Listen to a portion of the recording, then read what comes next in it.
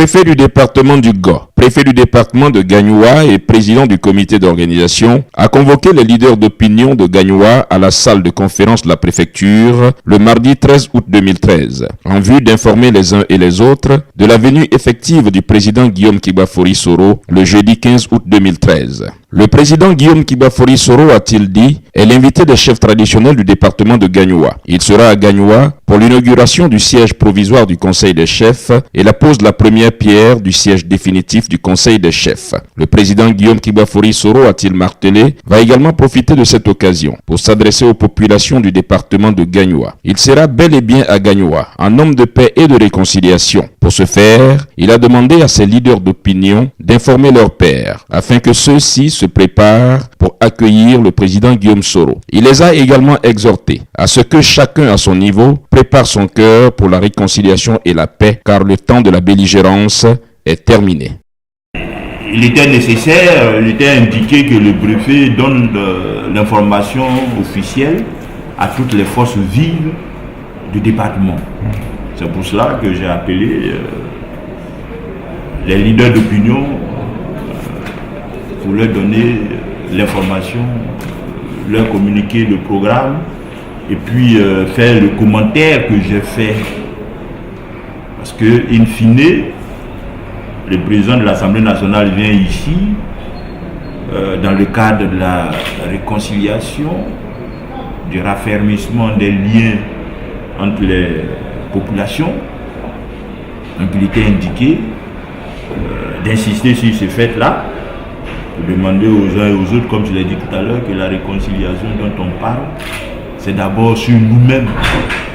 Il y a un acte réflexif avant d'être réciproque entre le voisin et moi. Il faut le faire.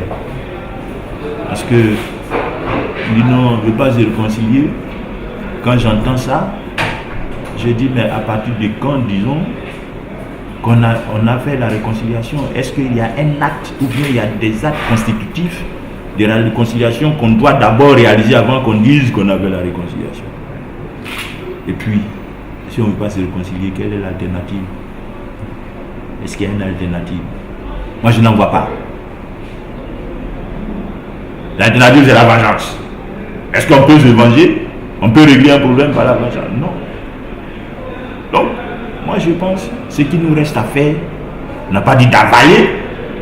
Ce que nous avons comme douleur, il faut l'exprimer.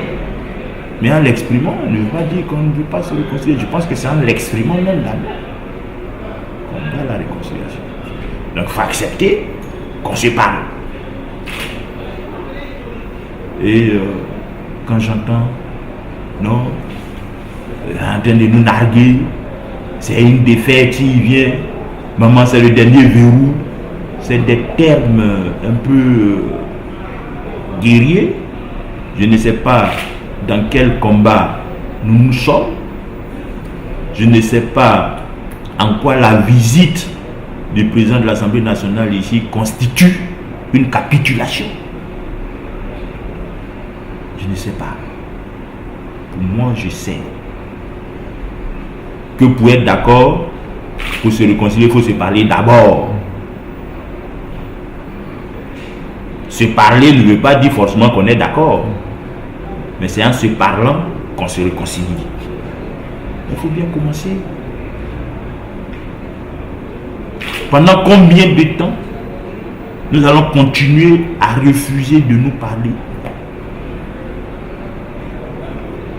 Est-ce que c'est ainsi qu'on construit le pays? Est-ce que il faut un préalable? Ce n'est plus une réconciliation. On dit non, il faut qu'on se réconcilie, il faut ceci, il faut ceci, il faut cela. Je ne crois pas.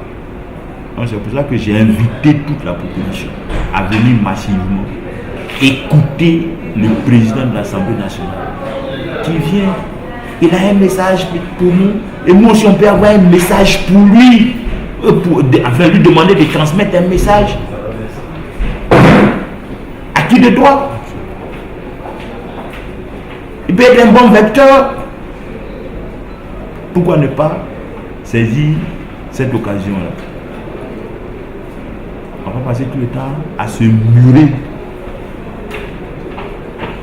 Moi, je pense que refuser de parler à l'autre, c'est signe de faiblesse. Si nous parlons du principe que le dialogue, c'est l'âme des forts. Et si on ne veut pas prendre cette âme-là, on n'est pas fort.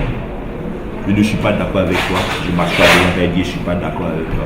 Non, c'est pas là. Okay. Mais qu'est-ce qu'il faut qu'on fasse pour être d'accord? Moi, je te dis ce qu'il faut qu'on fasse pour être d'accord.